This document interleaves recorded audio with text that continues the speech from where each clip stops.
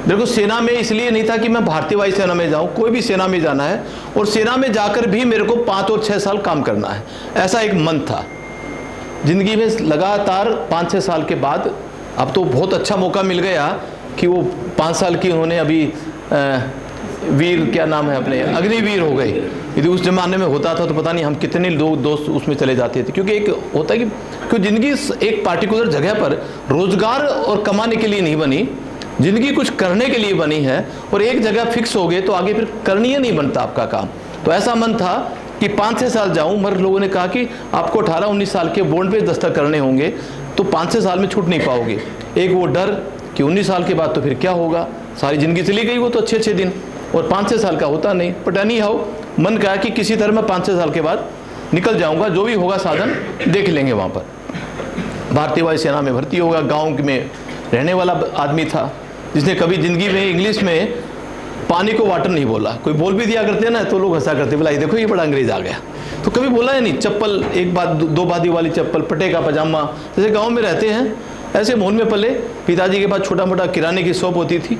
आमदनी कोई उस टाइम पर खास होती नहीं थी। 800-900 रुपये महीने की आमदनी में हम 7 भाई बहन थे, 3 भाई और 4 बहनें, अपना गुजारा हो जाता था। गाँव के अंदर कोई खर्चा तो होता नहीं। इसी तरह 79 में भारतीय वायुसेना में भर्ती हो गया।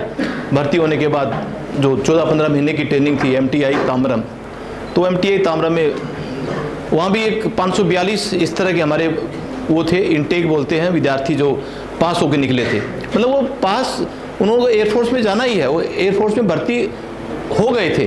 तो उसमें से कोई 2-4-5 ऐसे आदमी होते हैं तो रिजेक्ट होकर गाँव में वापस जाते हैं घर में, अदरवाइज सभी के सभी ड्यूटी पर चढ़ जाते हैं। तो 542 जिस तरह पास हुए। अब मैं सबसे लास्ट में पिछली लाइन में बैठा करता और नीचे से देखकर, क्योंकि मेरे से कोई पूछ ना ले। हमारे वहाँ इंग्लिश मीडियम है एयरफोर्स में, इंग्लिश मीडियम, और मैं मेरा इंग्लिश से तो 36 का आंकड़ा। कभी कोई पूछ भी ले तो न बोल सके न कुछ कर। हरियाणा वालों का अलग ही है, सब लोग जानते होंगे वो हाउ आर यू भाई, वो भाई फिर लगा देंगे पीछे। तो वो सीख लिया था। तो ये बोला जी हाउ आर यू से पूछा करो, ये 2-4 चीज़ हमने सीख ली थी, मगर भाई फिर भी पीछे लगाएंगे ताकि, तो वो अपना एक अलग स्टाइल हरियाणा वालों का। तो मैं भी वो हरियाणा का ही हूँ। तो किसी तरह फिर भी वहाँ ये देख कर कि भी पीछे तो रहना है नहीं कोई भी चीज़ के अंदर। तो एक मन था कि पढ़ाई में भी आगे रहे, वो रहे। तो 542 जितने बच्चे थे उसमें मैं बेस्ट इन इनटेक बोलते हैं ऐसा हमारे, उनमें एक नंबर 1 होता है, तो वो नंबर 1 रहा। एक रैंक होता है AC का, एक उससे ऊपर का रैंक होता है LAC एयरफोर्स में। तो डायरेक्ट LAC पास हो गया था, एक रैंक जंप करके मेरे को मिल गया था क्योंकि बेस्ट इनटेक आया था। मेट असिस्टेंट का मेरे को वो ड्यूटी मिली थी, तो बेस्ट इन ट्रेड आया था। ये 2-3 चीज़ वहाँ से लेके निकला और फिर मैं चला गया वहाँ पर कश्मीर में, श्रीनगर पहली पोस्टिंग हो गई। 16 दिसंबर को मैं वहाँ उधमपुर पहुँचा। उधमपुर से कानवाई के अंदर गाड़ियों में बैठकर रामबन, काजीकुंड, बनिहाल होते हुए श्रीनगर जाना था। दुर्भाग्य से लैंडस्लाइड हो गई रामबन में, वहाँ पड़ाव करना पड़ा। अब मेरे पास अपने सर्दी के कपड़े ज़्यादा नहीं थे क्योंकि श्रीनगर में जाके मिलने थे। मद्रास में तो +42-43 डिग्री सेल्सियस टेम्परेचर है, तो वहाँ पर -12 डिग्री था। तो लेदर शूज़ थे जैसे होते नॉर्मली, लेदर शूज़ सर्दी बहुत पकड़ते हैं, तो थोड़ा पाँव में स्वेलिंग सी आ गई थी। तो उस टाइम पर पता नहीं था स्वेलिंग है क्या ये। बट 3 दिन वहाँ रुके, जिस तरह भी फौज की ट्रेनिंग थी तो कोई खास ज़्यादा महसूस नहीं हुआ। और वहाँ श्रीनगर में जाकर अपने चले गए। वहाँ कई लोगों से मिलना हुआ, कोई पुराने परिचित थे, कोई 3 महीने पहले वहाँ पास होकर गया था। तो फिर मेरा पाँव हल्का उंगलियाँ काम करनी बंद कर दी थी कुछ स्वेलिंग के बाद। डॉक्टर कथूरिया होते थे स्क्वाड लीडर रोहतक के, मेडिकल ऑफिसर जैसे हमारे होते हैं। किसी ने कहा कि वहाँ जाओ, ये आपकी ना बीमारी बढ़ रही है। तो कथूरिया देखते ही साथ बोले कि ओह ये क्या। तो मैं सोचा कि बीमारी कोई बड़ी है, क्योंकि उसने जिस तरह उसका चेहरा कहा था। तो बोला कि स्नो बाइट की प्राइमरी स्टेज है ये। तो मैं पहली बार सुना था स्नो बाइट क्या बीमारी होती है, वहाँ कोई गूगल भी नहीं था, कोई सर्च कर ले। तो मैं लोगों से पूछा स्नो बाइट क्या है। बोला यार इससे पाँव कट जाता है, धीरे धीरे करके ये जहर फैलता है, फिर पाँव को काटना पड़ता है। मैं दूसरे दिन सुबह फिर भाग गया कथूरिया जी के पास में। बोला तेरे पाँव कटेगा। बोला किसने कहा। ना मेरे तो बिलेट के अंदर कई लोगों से बात करी है, स्नो बाइट है, पाँव कटेगा। बोला नहीं पाँव नहीं कटेगा, दवाई लेते रहो। तो बोला सर मेरे को पाँव नहीं कटना वाना। बोला फिर कटेगा तो क्या कर लूँगा मैं? बोला जी मेरे को जीना है, मैं बहुत कुछ करूँगा, मेरा पाँव नहीं कटवाना सर, कुछ भी कहो मैं वो करने के लिए तैयार हूँ। तो धुन थी, 18-19 साल की, 20 साल की आयु थी। तो बोला एक काम कर, 3 महीने गर्म पानी में रख और नमक डाल रख लेगा। बोला जी 4 महीने रख लूँगा, कोई बात नहीं, पाँव नहीं कटवाऊँगा। तो उन्होंने ऐसा दवाई बताया कि नमक में सारे दिन मैं रहा, पानी में, गर्म पानी में। एक लड़का और था महाजन लखनऊ का, वो मेरा मदद किया। इस तरह मैं वहाँ रहा, ड्यूटी पे चला गया। ड्यूटी पे जाने के बाद अब मन था कि मैं बेस्ट कैडेट, बेस्ट सब कुछ आया हूँ तो सबसे हटकर हूँगा। सेक्शन में सब कुछ ऐसा ही होता है जैसे होता है ना सरकारी तंत्र। वहाँ पर बर्फ़ों में ज़रा फ्लाइट कम उड़ती है तो काम कम होता है, ठंडा काम रहता है एक तरह से। और जहाज़ भी वहाँ पर हमारे, अब तो शायद पता नहीं नेट और अजीत चलते हैं क्या, नेट और अजीत फाइटर थे और बंद हो गए शायद। और दूसरा हमारा वो था ये अपना हेलीकॉप्टर 3OP यूनिट थी, ये एल्यूट और ये तरह के हमारे हेलीकॉप्टर थे। तो ये उस टाइम के जहाज़ थे जो ऑपरेट करती थी हमारी। तो मैं जब गया 1 तारीख, 2 तारीख, 3 तारीख, मतलब 16 तारीख, 17 तारीख, वहाँ जाने के बाद कोई काम ही नहीं। अब वो मैं कहूँ वाटों को सब कोई काम तो दो मेरे को। अरे भाई जिंदगी पड़ी है 18-20 साल, कोई खा पी मस्ती कर, जवान है, घूम फिर, मज़े ले श्रीनगर के। 5, 7, 10 तारीख के बाद कोई काम नहीं। चाय पियोगे? मैं सर पी लेंगे। तो बना के लाओ। मैंने चाय की बना कर ला दी। बोला अरे चाय बड़ी अच्छी बनानी आती है। मैं ज़िंदगी में पहली बार ही चाय बनाई थी, वैसे मैंने अब तक चाय नहीं बनाई थी। मतलब सर बस दूध चीनी डाल दी, अच्छी बुरी बनी, मेरे को तो नहीं। दूसरों को बोल दें इसको चाय बहुत अच्छी बनानी आती है। दूसरे एक और थे कोई वांटो भी, सर हाँ बना कर ला, वाटो घोष बना कर ला, ये वास्तव में बहुत अच्छी चाय बनाता है। मैं चाय बनाने वाला बन गया। 15 दिन खूब सबको चाय पिलाई। 30 तारीख 31 तारीख थी शायद, उस टाइम पर जो सैलरी डे होता था ना वो हमारा कैश में होता था। आजकल तो शायद RTG से होने लग गया। और एक ऐसे अफसर बैठते थे सैलरी ऑफिसर, वो नाम बोलते थे, फ्लाइंग ऑफिसर JK कोल थे, रमेश कुमार। जैसे मैं आया यस सर, एक सैल्यूट मारेंगे, अपनी वो पे बुक देंगे, वो उसमें तनख्वाह देंगे हाथ से, और मैं सैल्यूट मार के अपना जेब में डाल लूँगा और फिर वापस नेक्स्ट ऐसे नंबर आता था। मेरे को याद नहीं आ रहा उस टाइम पर सैलरी हमारी कहीं 80 में शायद कोई 3-3.5 हज़ार होनी चाहिए शायद। तो 100 में 100 में है ना, 187 तो मेरे को 90 मिली थी। 600 समथिंग था सर, 600। हाँ 187 तो मेरे को उस टाइम मिली थी जब ट्रेनिंग सेंटर में पहली तनख्वाह मिली थी। 187 रुपये मेरी याद है, क्योंकि मैंने कुकर ले आया था 40-60 रुपये का हॉकिंस का, पहली बार माँ को मिलते ही सबसे पहले कैंटीन में भागा था। हाँ तो 187, तो फिर मेरे ख्याल में 600-700 हाँ कुछ इतनी मिली थी, नगद मिली थी कैश में। और 15 दिन 16 दिन का अनुभव था। और वो मिली, गिनने के बाद जैसे 600 या 700 मिली तो 300 रुपये मैंने जेब में डाल लिए और 300 रुपये मैं कोल साहब को सलूट मारा और वापस कर दिए। बोला व्हाट इज दिस? बोला सर मैं 15 को आया था, 15 दिन तक काम किया हूँ और 15 दिन का ये हराम का है तो ये तो मैं नहीं लूँगा, 15 दिन का ही लूँगा।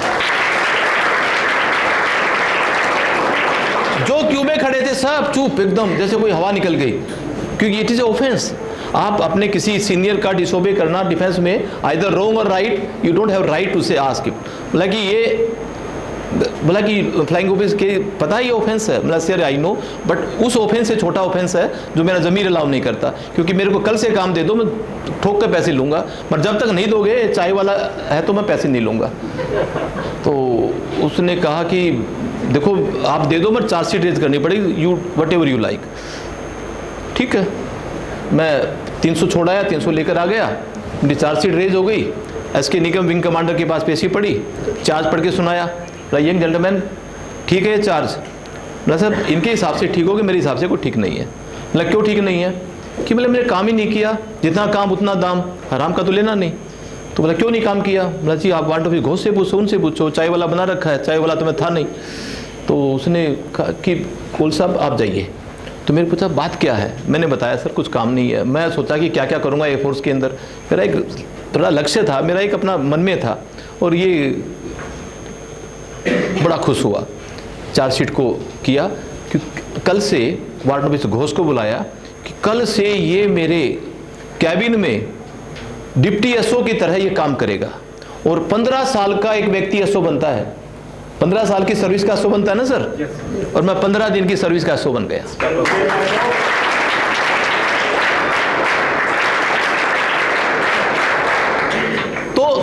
मतलब भाव ये है कि आपको यदि दिमाग में बैठा हुआ है कि भर्ती होना है तो 1000% होगे, कोई ताकत रोक नहीं सकता।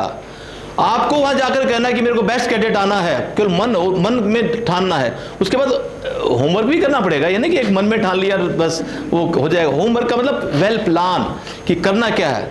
होता है ना वर्क योर प्लान और प्लान योर वर्क, बस इतनी ही तो भाषा है। Work your plan and plan your work, यदि ये आपने बना लिया तो आपको फिर बेस्ट आना है। बेस्ट आने के बाद जिस यूनिट में चले गए वहां सारे गोबर गधे गधे एक जैसे हो जाते हैं। उसमें कैसे बेस्ट अपनी छाप छोड़े, 15 दिन के बाद छाप छोड़ दी, 16वें दिन में अपना काम शुरू हो गया। बोले अब सब लोग ये वही है ना, ये वही है ना, पर छठवां बन गए आप। Everyone was knowing you. जो तनख्वाह 15 दिन की वापस नहीं ली, सारी यूनिट जानने लग गई 15 दिन के बाद ही। बस थोड़ा सा काम किया, उसके बाद वहाँ रहे, कई काम जैसे होते रहे। मन में था कि 5-6 साल के बाद सर्विस छोड़नी है। एक SK निगम हमारे सीनियर मेट्रो, एसमेट्रो बोलते हैं, सीनियर मेट्रो ऑफिसर थे। उन्होंने कहा कि सर मैं छोड़ूंगा, क्या करूंगा। अभी राइट टाइम नहीं है रमेश, आई टेल यू। मैं उसका दिल में कहीं ना कहीं नज़दीक था। बेटा बोला करता मेरे को, कभी भी मेरे रैंक के नाम लेकर उसने नहीं बोला। ऑलवेज यूज टू से बेटा ना मैं बताऊंगा आपको कब छोड़नी। 4 साल हो गए, 5 साल हो गए। 5 साल के बाद जब 86 का करीबन हुआ आया, 85 के एंड में, बोला आप एयरपोर्ट छोड़ सकते हो। तो मैं उसके जाकर पूछा कि सर ऐसा क्या हुआ, अब एयरपोर्ट छोड़ने की कौन सी बात हुई, पहले क्यों नहीं बोले 1 साल पहले। मैंने तो कुछ बदलाव नहीं आया। देन ही सेड कुछ बदलाव आपके पास आया। तो उसने बतलाया मतलब कैबिन में बुलाकर कि ये उस टाइम पर इनसेट भी आया था। मेट असिस्टेंट को क्लाउड, बादल जितने होते हैं ना, इनकी फोरकास्टिंग देखकर कौन सा क्लाउड है, चार्ली निम्बो, ये एक्स्ट्रा एक अलग ये पढ़ाई है। वेदर फोरकास्टिंग, रूट फोरकास्टिंग, कब कौन से बादल कब बरसेंगे, कौन सा क्लाउड है, कौन से एयरक्राफ्ट को कौन सी डायरेक्शन में जाना है, कौन सी स्पीड से जाना है, विंड फ्रंट की है टेल की है, ये सारी चीज़ें की एक अच्छी पढ़ाई है जो मैंने कर रखी थी। और मैं उसमें थोड़ा सा अपना अलग से ही, मेरा सबसे टॉप में ही था मैं उस मामले में। तो ये फोरकास्टिंग मेरी बड़ी एक्यूरेट हुआ करती थी। तो आंखों से देखा करते थे मतलब, और दिमाग से काम करते थे। तो मशीन आ गई थी कि वो इनसेट भी वो मशीन बताएगी अब आपके रूट सब कुछ।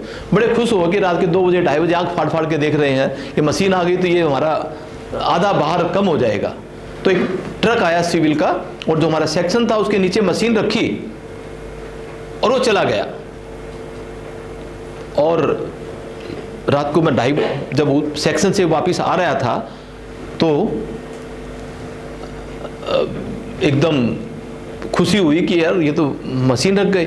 तो मैंने पूछा मशीन किस चीज़ की है, तो उन्होंने कहा कि ये इनसेट की को ऑपरेट करने की मशीन है, इससे ये जो वेदर फोरकास्टिंग एक्यूरेट जाएगी ±5%। बड़ी खुश हुई कि अब ठीक हो जाएगा। नहीं तो एक निर्भर थे, मतलब व्यक्ति के ऊपर निर्भर थे। गया बिलेट में भोजन भाजन किया, रात के 2-2:30 बजे अपने लघु शंका के लिए बाहर निकला। देखो कि चारों तरफ बर्फ पड़ रही है, धुआंधार। जब बर्फ पड़ रही है तो मैं बोला कि ये तो मशीन के ऊपर भी सारी बर्फ पड़ेगी। मशीन बाहर थी और मशीन पे बर्फ पड़ेगी तो बर्फ तक तो तकलीफ नहीं होती, जब बर्फ पिघलती है तो पानी बनता है। बर्फ तो जैसे रुई होती है वैसी होती है। मतलब ये पिघली और पानी गया मशीन में तो मशीन जीरो। ये पता नहीं अमेरिका से आई कहीं आ गई, और वो फिर कब आएगी कब नहीं कोई भरोसा नहीं। बेचैन करती रही 1 घंटा 1.5 घंटा। मैंने 23 साल की 24 साल की उम्र थी, मैं फिर अपने वो जूते पहरे, स्नो बूट बड़े बड़े होते हैं वो, जैसे तारकोल वाले होते हैं ना, रोड पे काम करते हैं, इस टाइप के गम बूट बोलते हैं हम वो पहने, और कोट फर का एक बड़ा सारा कोट होता भारी सा, वो पहना, टोपी टापी लगाई, और 2 किलोमीटर दूर था उसकी तरफ चेहरा कर लिया मेरा ऑफिस हुआ है। क्योंकि रास्ता सब बंद होता है ना, बर्फ के अंदर कुछ दिखता नहीं, गड्ढा कुछ भी हो। मेरे जूते ऐसे पहनते हो गड्ढे गाड्ढे में फर्क नहीं पड़ता। हम जैसे पशु चलते हैं वैसे ही चल जाते हैं, हमारे को उसमें कोई फर्क नहीं पड़ता। तो पशु की तरह हम भी एक रास्ता बना लिया और वहाँ पहुँच गए। वहाँ जो अकेला कोई 70 किलो की, कोई 800 किलो की, कोई 100 किलो की पेटी थी, धका धका के साइड के नीचे लाकर गिरती।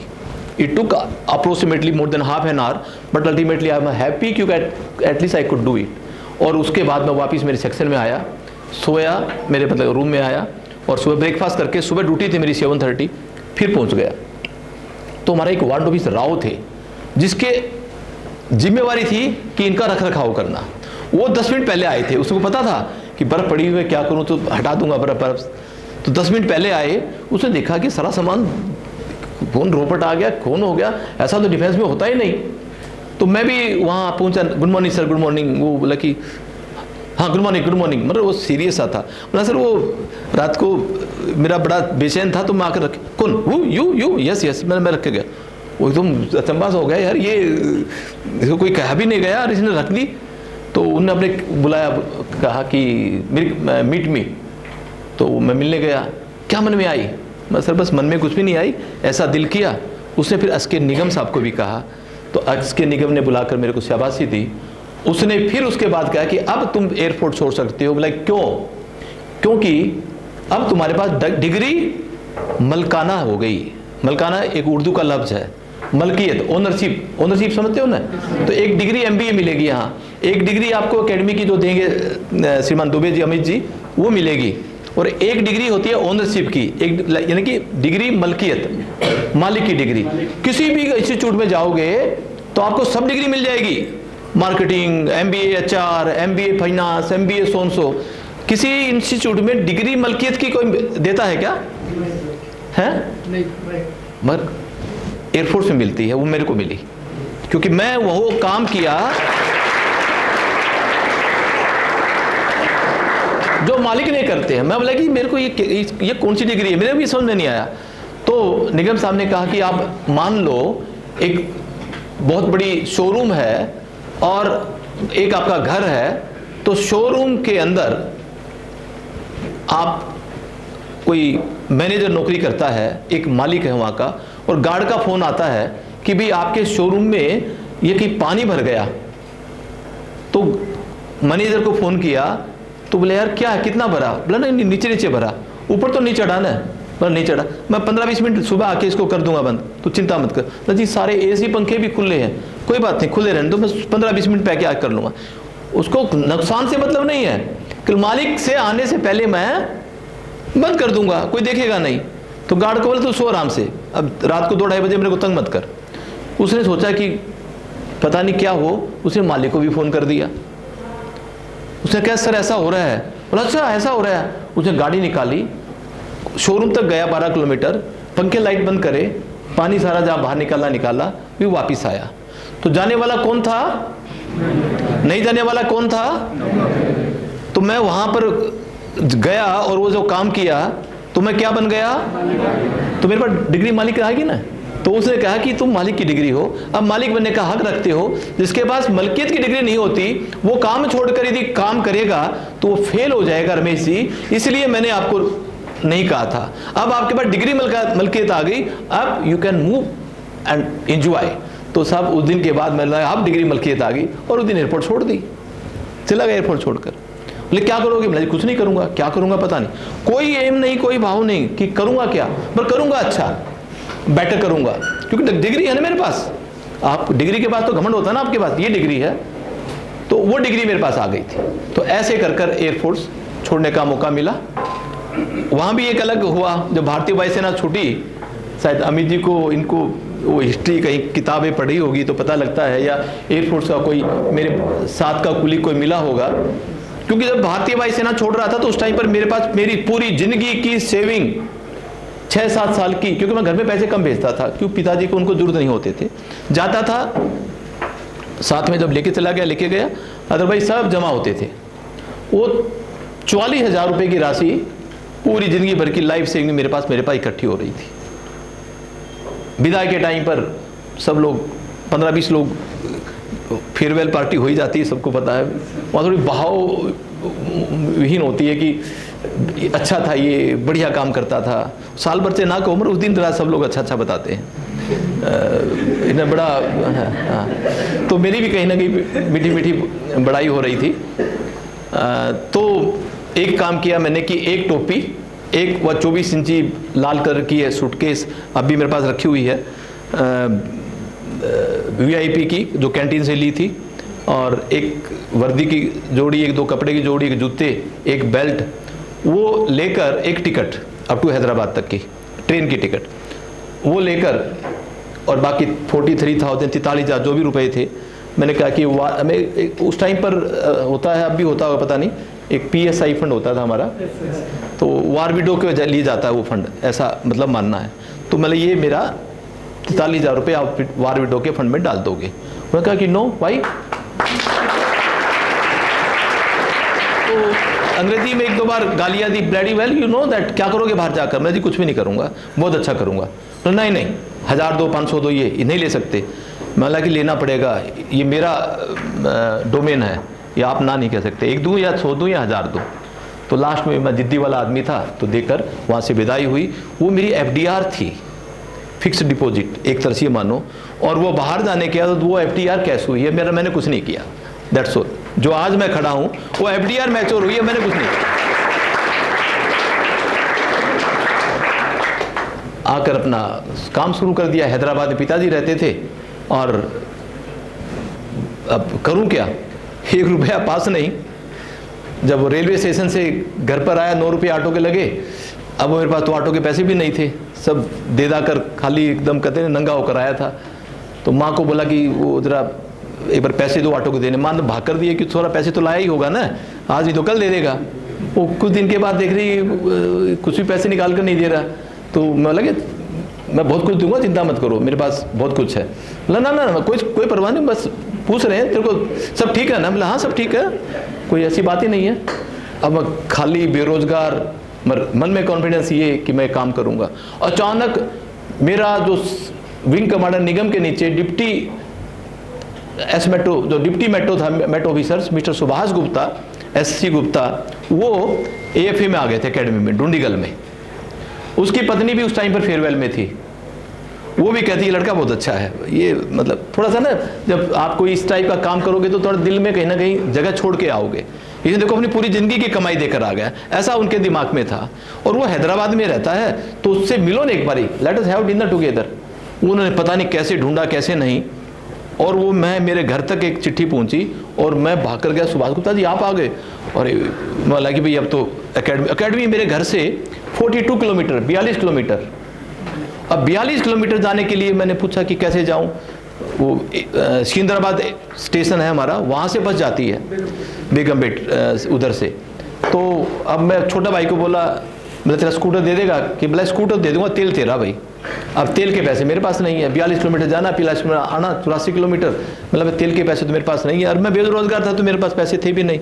तो फिर किसी तरह भी भाई ने बोला कि डलवा दूंगा तेल, तू जाके आ जा।